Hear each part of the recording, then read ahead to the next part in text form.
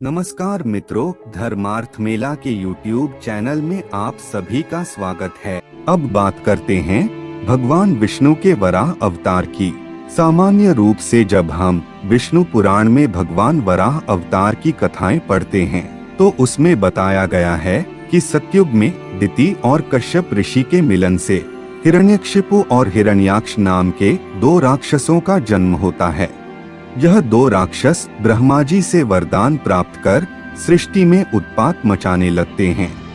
हिरण्याक्ष नाम का राक्षस पृथ्वी को समुद्र में छिपा लेता है और इस पृथ्वी को जल में से बाहर निकालने के लिए भगवान विष्णु वराह का अवतार लेते हैं और हिरण्याक्ष का वध करके पृथ्वी को समुद्र में से बाहर निकालते हैं।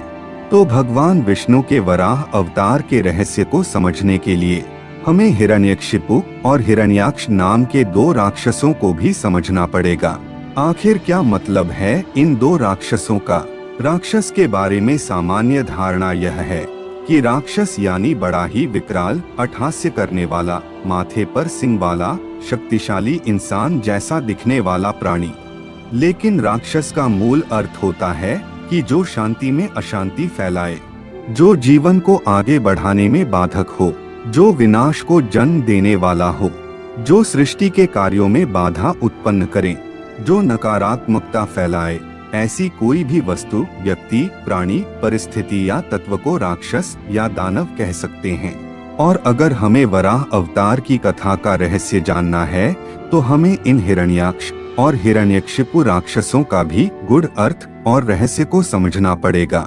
और इसे समझने के लिए हमें सृष्टि के प्रारंभ काल में जाना पड़ेगा और भगवान विष्णु के मत्स्य अवतार और कच्छप अवतार के रहस्य को भी समझना पड़ेगा।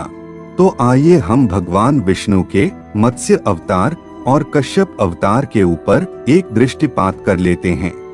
तो शिव पुराण में बताया गया है कि भगवान शिव के अनुरोध पर भगवान ब्रह्मा ने सृष्टि की रचना की और हमारी पृथ्वी की भी रचना की। शुरुआत में हमारी पृथ्वी पूरी तरह से पानी में डूबी हुई थी और कोई भी जीव इस सृष्टि पर मौजूद नहीं था। तभी भगवान विष्णु ने भगवान ब्रह्मा के कहने पर हिरण्यगर्भ से इस पृथ्वी पर जीवन की शुरुआत की। यहाँ आप हिरण्यगर्भ, हिरण्यकशिपु और हिरण्याक्ष इन तीन शब्दों में समानता देख सकते हैं। अब आप कहेंगे कि यह हिरण्यगर्भ क्या है? तो हमारे वेदों में हिरण्यगर्भ को ही सभी जीवों का आदि स्रोत माना गया है।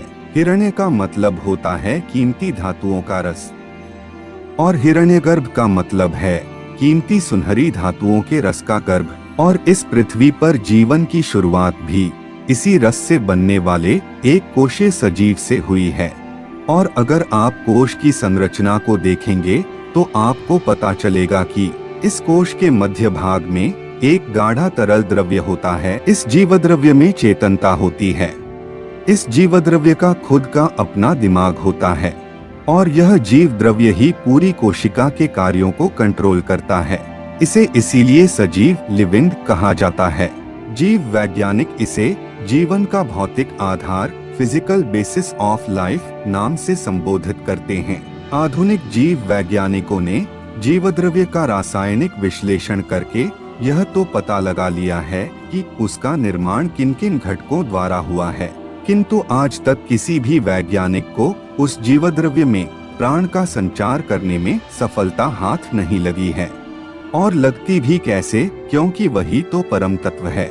ऐसा है यह प्रकृति का रहस्यमय पदार्थ और इसे ही हिरण्यगर्भ कहा जाता है। समुद्र में सबसे पहले एक कोश रचना वाले सजीवों के साथ साथ समुद्री शैवाल और वनस्पति की उत्पत्ति हुई। लेकिन अभी तक भगवान का अवतार धरती पर नहीं हुआ था और भगवान के अवतार को तभी अवतार कहा जाता है जब वह परम तत्व जीवात्मा रूप में जन्म लेता है। भगवान विष्णु के मत्स्य अवतार के बारे में बताया जाता है कि भगवान विष्णु ने यह अवतार सृष्टि को प्रलय से बचाने के लिए लिया था। और यह भी बताया गया है कि हयग्रीव नाम के राक्षस ने ब्रह्मा से वेदों को चुराकर समुद्र की गहराइयों में छुपा दिया था और इस वेदों के उद्धार के लिए भगवान विष्णु ने मत्स्य अवतार लिया। लेकिन वेद कोई किताब के रूप में नहीं थे। जैसे कि आज के जमाने में हम ग्रंथों के रूप में देखते हैं कि कोई भी उसे चुरा के ले जाए। तो इस कथा में वेदों का क्या मतलब है? वेदों का मतलब होता है ज्ञान, वेदों का मतलब होता है प्रकाश और वेदों का मतलब है जीवन। और सृष्टि की शुरुआत में जीवन समुद्र की गहराइयों में था और इस वेदों को यानी जीवन को हयग्रीव नाम के राक्षस ने समुद्र में छिपा लिया था। तो यह हयग्रीव कौन है? हय यानी घोड़ा और ग्रीव यानी गर्दन, और हयग्रीव यानी कि घोड़े की गर्दन वाला जीव। और सृष्टि की शुरुआत में ऐसे जीव समुद्र की अंधेरी गहराइयों में रहते थे। कथा में आगे बताया जाता है कि मत्स्य अवतार ने हयग्रीव का वध कर दिया। तो इसका मतलब है यानी क्रमिक विकास होकर वह मत्स्य मछली बना और इस तरह से वेद यानी कि जीवन समुद्र के अंधेरे में से मत्स्य के रूप में बाहर निकला। आज भी यह हयग्रीव यानी कि समुद्री घोड़ा सिर्फ ग्रीष्म काल में ही देखने को मिलता है और बाकी मौसम में यह समुद्र की किन गहराइयों में चला जाता है उसे वैज्ञानिक भी पता नहीं कर पाए हैं। तो इस तरह हयग्रीव का वध ना होता यानी कि उसका क्रमिक विकास ना होता तो जीवन समुद्र की गहराइयों में ही खत्म हो जाता, जिसे प्रलय के रूप में दर्शाया गया है। लेकिन भगवान ने मत्स्य रूप में अवतार लेकर जीवन को प्रलय से बचाया और इस मत्स्य अवतार के बाद समुद्र में क्रमिक विकास का कार्य तेजी से होने लगा और कई नए नए सजीव अस्तित्व में आने लगे और समुद्र में क्रमिक विकास का एक मंथन सा शुरू हो गया। इसे हमारे पुराणों में समुद्र मंथन की कथा से दर्शाया गया है और इस क्रमिक विकास के चलते भगवान ने कच्छप रूप में अवतार लिया और जिसे हम उभयचर कहते हैं और यह उभयचर ही जीवन को आगे बढ़ाने वाला मुख्य आधार था और इसी उभयचर में से सरीसृप अस्तित्व में आए। लेकिन अभी तक जीवन पूरी तरह से पृथ्वी पर बाहर नहीं आया था और यह जीवन समुद्र में से पृथ्वी पर बाहर आया तो वह था सस्तन प्राणियों के रूप में। सरीसृपों में से लाखों सालों के संघर्ष के बाद सस्तन प्राणियों का विकास हुआ और इस संघर्ष को हमारी पुराण कथाओं में वराह और हिरण्याक्ष के युद्ध के रूप में दर्शाया गया है और जिसे हमारे वेदों में हिरण्यगर्भ कहा गया है। अब हम हिरण्याक्ष का मतलब समझते हैं। हिरण्याक्ष शब्द दो शब्दों से बना है, हिरण्य प्लस अक्ष यानी कि हिरण्य के आंसू और हिरण्यक्षिपु यानी हिरण्य में स्थिरता।